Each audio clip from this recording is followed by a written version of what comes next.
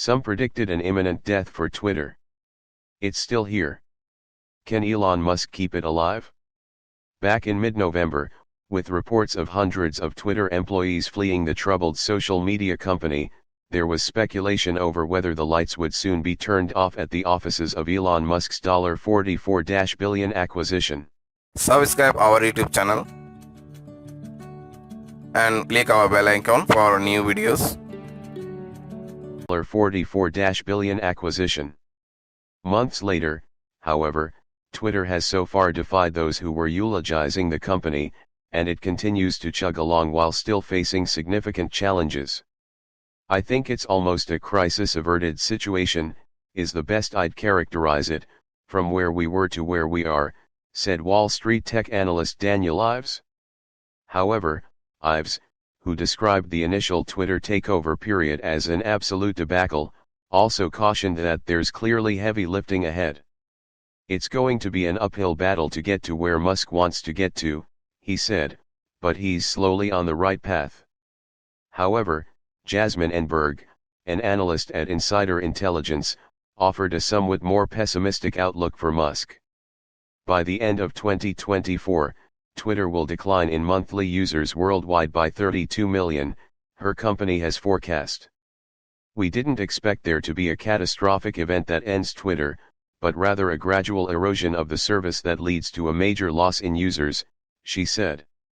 And that is what we're seeing play out now. Musk himself acknowledged the challenges he's faced since purchasing the company back in October last year. In a recent tweet he admitted that the past few months were extremely tough, which included saving Twitter from bankruptcy while balancing the duties of running his other companies, Tesla Incorporated and SpaceX. Wouldn't wish that pain on anyone, he tweeted. Twitter still has challenges, but is now trending to break even if we keep at it. Predictions of Twitter's demise. Just a few months ago, following the resignations and firings of hundreds of Twitter workers, headlines blared about the impending end of Twitter.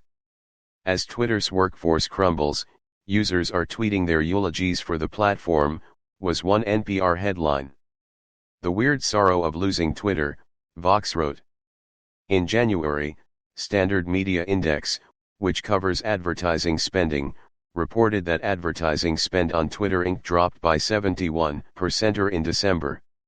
And 14 of the top 30 advertisers on Twitter stopped all advertising on the platform after Musk took charge on October 27, according to the Pathematics estimates, Reuters reported.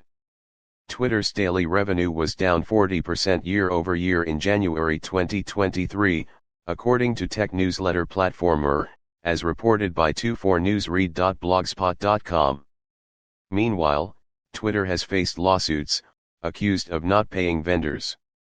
It's also facing lawsuits for allegations of failure to pay rent at its California head office and offices in London, England. But last month, Twitter made its first interest payment of about $300 million on its $13 billion US loan package to a group of banks, according to Reuters.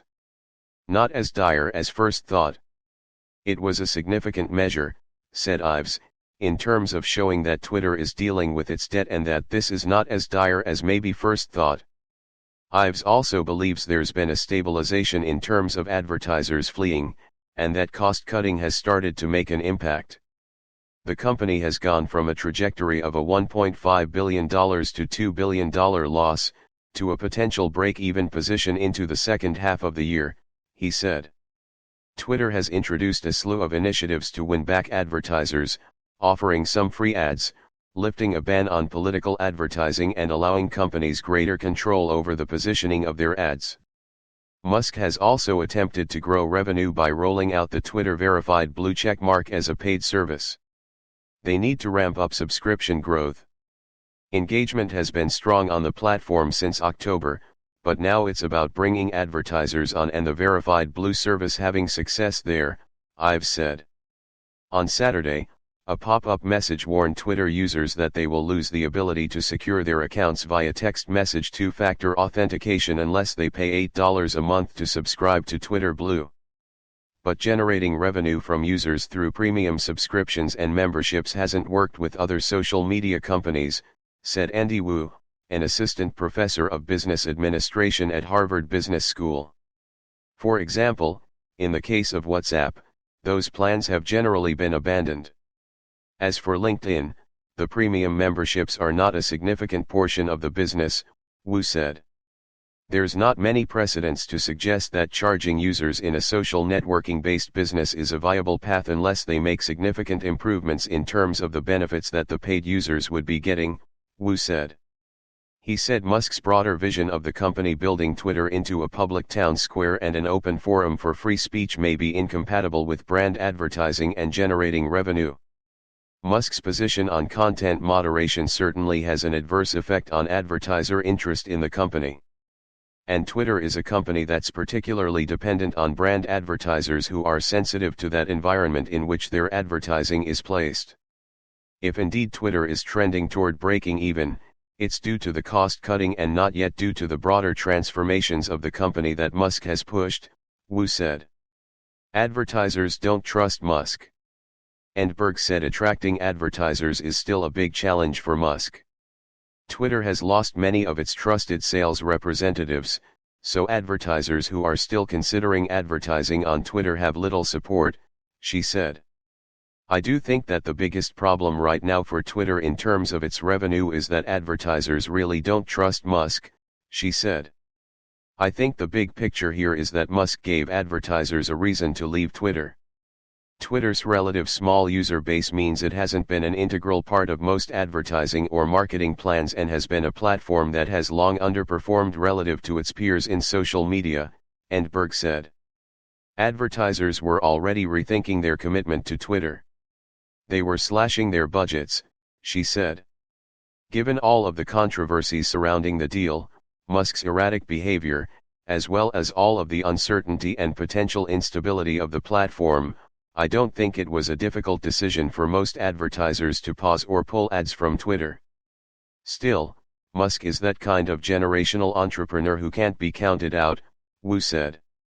He has come from behind many times before, and he comes from the kind of business where they blow up a $100 million rocket every month, Wu said, in reference to Musk's SpaceX rocket engineering company. I think, for someone who has to go through that kind of trial and error, this kind of challenge for Musk is doable. In social media, Berg said. Advertisers were already rethinking their commitment to Twitter. They were slashing their budgets, she said. Given all of the controversies surrounding the deal, Musk's erratic behavior, as well as all of the uncertainty and potential instability of the platform, I don't think it was a difficult decision for most advertisers to pause or pull ads from Twitter.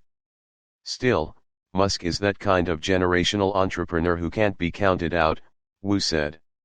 He has come from behind many times before, and he comes from the kind of business where they blow up a $100 million rocket every month, Wu said, in reference to Musk's SpaceX rocket engineering company.